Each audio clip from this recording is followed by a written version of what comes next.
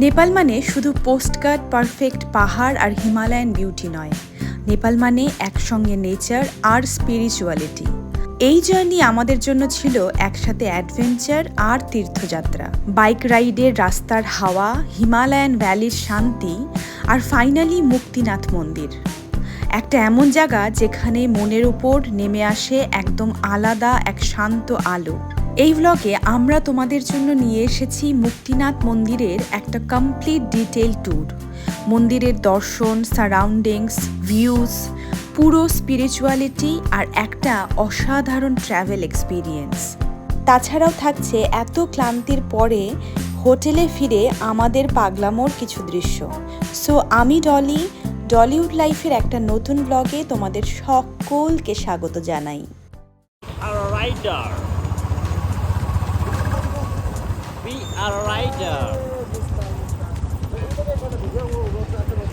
তোমরা যারা আমার আগের ব্লগটা দেখেছো তোমরা জানো আমরা সকালবেলাই আজকে জমসনে পৌঁছেই শাড়ি পরে একটা ভিউ পয়েন্টে গিয়ে কিছু শ্যুট করে এখন আবার চেঞ্জ করে কিন্তু মুক্তিনাথের জন্য খুব তাড়াতাড়ি করে বেরিয়ে গেছি।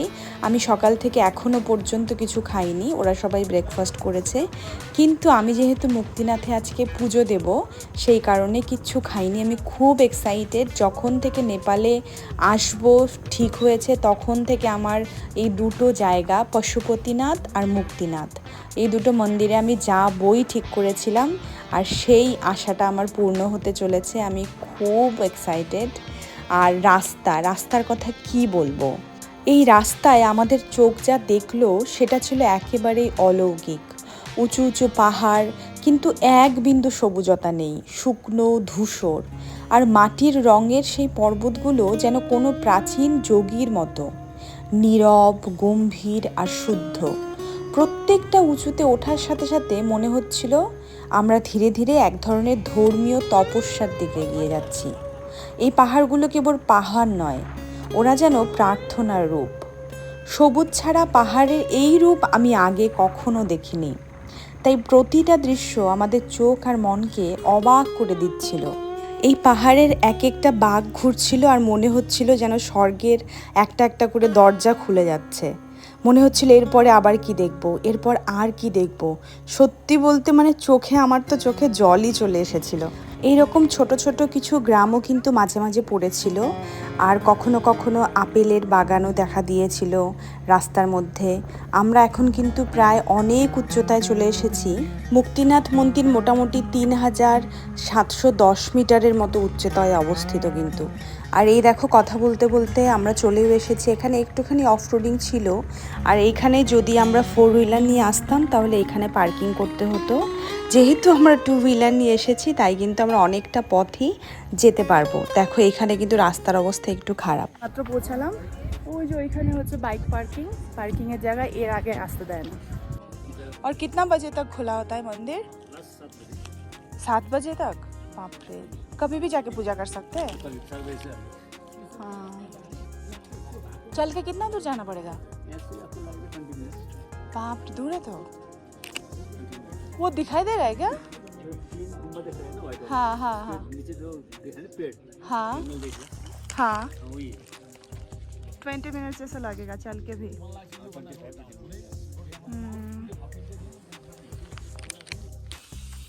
चल पाओगे? चप्पल दुईटा लान्छन् ल। हुन्छ, नारियल दिलु यो यहाँ चाहिँ चढेको 5000 हो दाजु। नेपाली 5000 मतलब एक साइड। ए क्या करता है भाई, देखा नहीं क्या? हाँ हाँ, क्या करता है? 5000 जान्न हुनु। हाँ तो अब चाहिँ 2500। म नेपाली त हो। उहाँलाई चाहिँ ए 2500 होस् भाइ।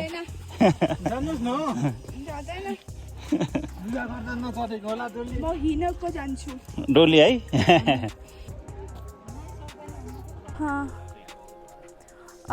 এই দিক দিয়ে আগে বাইক চলতো, কিন্তু এখানে কিছু কাজ হচ্ছে জন্য বাইক যাচ্ছে না। অনেকটা পর্যন্ত গিয়ে ওইদিকে গিয়ে দাঁড়াতো বাইক, আর মানুষ ওই দিক দিয়ে চলতো, কিন্তু এখানে কাজ হচ্ছে তাই। হ্যাঁ, কত দূর থেকে মানুষ আসে।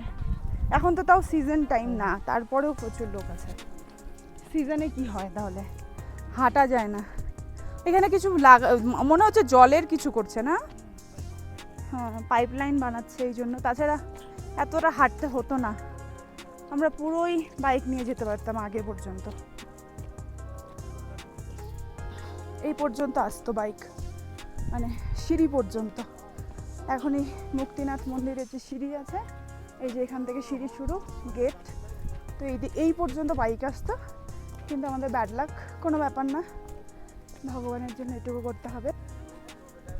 এখানে কারো কারো অক্সিজেনের প্রবলেম হতে পারে, প্রচুর উচ্চতাতে আছি আমরা। প্রচুর সিঁড়ি তো, বাপরে।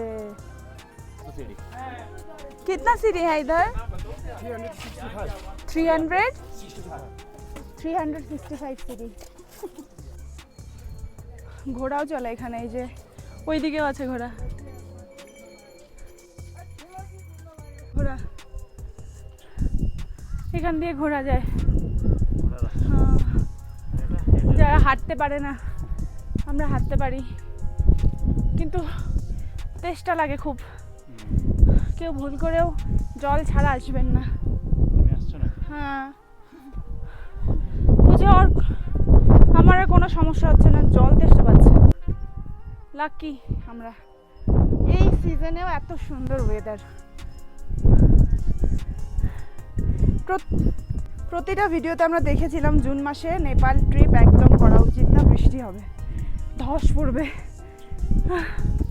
আর আমরা দিব্যি ঘুরছি।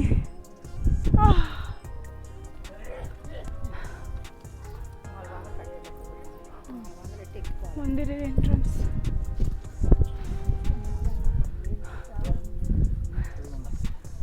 আমার কিচ্ছু হচ্ছে না, শুধু জল তেষ্টা পাচ্ছে, জল খাবো।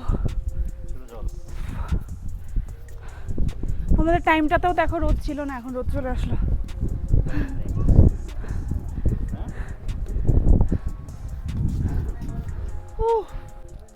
माय गॉड, और भी है क्या? पानी पीऊंगी बाबू।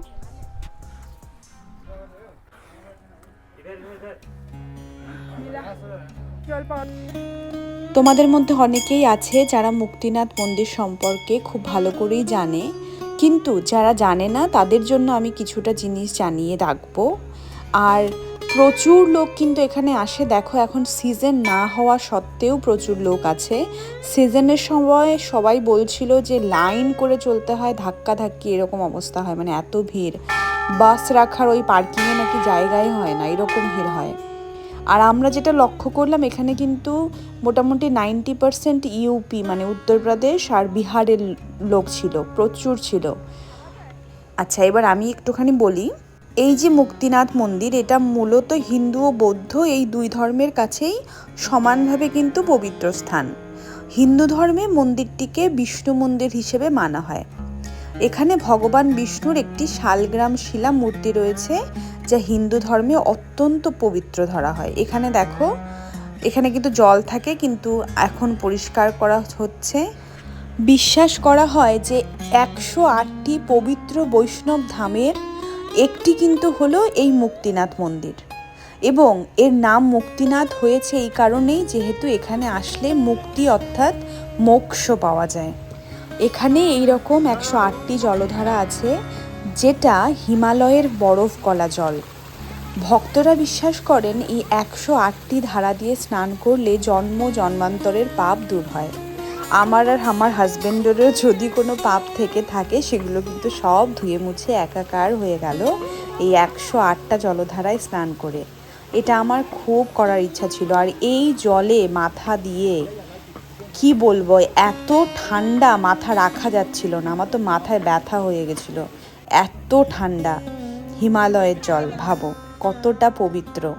আর এই হচ্ছে আসল মুক্তিনাথ মন্দির। এখানে কিন্তু চেঞ্জিং রুম ছিল, সব কিছু ছিল, আমরা চেঞ্জ করে নিয়েছি, এখন ভেতরে যাচ্ছি। এইবার এখানে একটা টুইস্ট, এখানে ক্যামেরা কিন্তু অ্যালাউ নেই, সেটা আমরা জানি না, দেখতেও পারিনি কোথাও লেখা, খুব বেশি লেখা ছিলও না। তো এই পর্যন্ত আসার পর আমার হাজব্যান্ডকে কিন্তু ক্যামেরার সাথে ধরে নিয়েছিল, আর আমরা কিন্তু করতে পারিনি ক্যামেরা। আর দেখো পুজো টুজো সব কিছু করে এখান থেকে এই পবিত্র জল বাড়ি থেকেও বলে দিয়েছিল, বন্ধুরাও বলেছিল নিয়ে আসতে, এটা খুবই পবিত্র জল মানা হয়, তাই আমরা নিয়ে কিন্তু এখন আবার রওনা হলাম নিচে যাওয়ার জন্য। আর সব থেকে অবাক হলাম, এখানে আমরা মোটামুটি 1 ঘন্টার মতো ছিলাম, মানে এখন ধরো আমরা পৌঁছেছিলাম 3:30 4টার দিকে, এখন ওই 5:30টার মতো বাজে। প্রথমে যখন এসছি তখন ছিল মোটামুটি নর্মাল ওয়েদার, হ্যাঁ, আর যাওয়ার সময় 1 ঘন্টার মধ্যে হঠাৎ করে এইরকমভাবে ওয়েদার চেঞ্জ হয়ে গেল যেটা বলার না, এখন কিন্তু রীতিমতো ঠান্ডা লাগছিল। আর হ্যাঁ, আরও একটা ভালো বুদ্ধি আমি বলে দিই, এইখান থেকে আমরা যখন যাচ্ছিলাম আমি পুজোর সামগ্রী সব কিনেছি, সেইখানেই কিন্তু খাওয়ার ব্যবস্থা ছিল, তো ওদের কাছে কিন্তু আমরা খাওয়া অর্ডার করে গিয়েছি এবং ফোন করে দিয়েছিলাম, ফোন নাম্বার নিয়ে গিয়েছি ওপরে মন্দির থেকে ফোন করে দিয়েছি যে হ্যাঁ এখন ওরা ভাতটা রেডি করতে পারে, কারণ যেহেতু এখানে খুব ঠান্ডা, খাবার কিন্তু 1 মুহূর্তের মধ্যে ঠান্ডা হয়ে যায়। তাই এসেই সাথে সাথে আমরা খাবারও পেয়ে গেলাম, খুব খিদেও পেয়েছিল, খেয়েই কিন্তু আবার বেরিয়ে গেলাম। আসার সময় যেমন ওয়েদার ছিল তার ঠিক উল্টোটা কিন্তু যাওয়ার সময় ছিল, একদমই আলাদা, এত ঠান্ডা আর এত হাওয়া দিচ্ছিল হঠাৎ করে যে বিশ্বাস করতে পারবে না।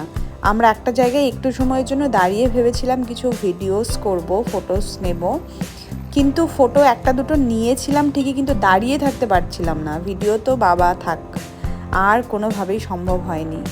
তো আমার বন্ধুরা মোটামুটি আগে চলে গিয়েছিল, কিন্তু আমরা দুজন এখানে একটা ব্রিজ দেখেছি, সেখানে একটু সময় থেমেছি, চলো তোমাদেরকে দেখাচ্ছি। 6টার বেশি মনে হয়, দেখো তো টাইম 1 মিনিট। টাইম হচ্ছে 6:56 মানে 7টা, আর এখানে দেখো আলো, একদম আলো না, সানলাইট নেই, বাট ভালো রকম আলো। দারুণ জায়গা, এত হাওয়া চলছে যে পারলে মানুষকে একটা ধাক্কা মারছে এরকম।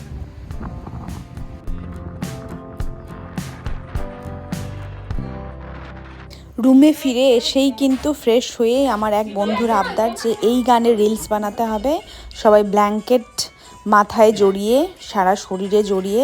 তো দেখো এই রিলসের বিটিএস, আমার তো দেখে এখনও খুব হাসি পাচ্ছে যখন আমি ভয়েস ওভার দিচ্ছি, তোমরাও এনজয় করো।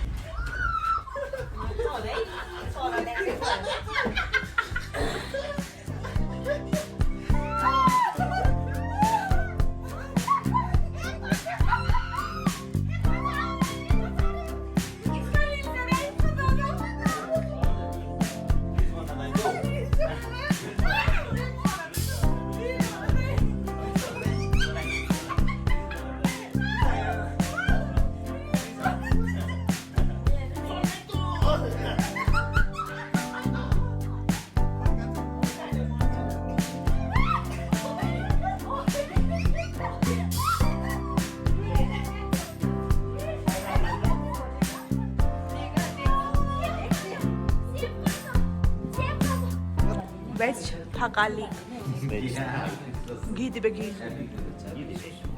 থুপা, अरे चिकन थुप्पा,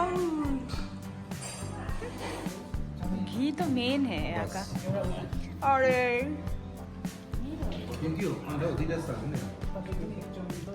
थैंक यू।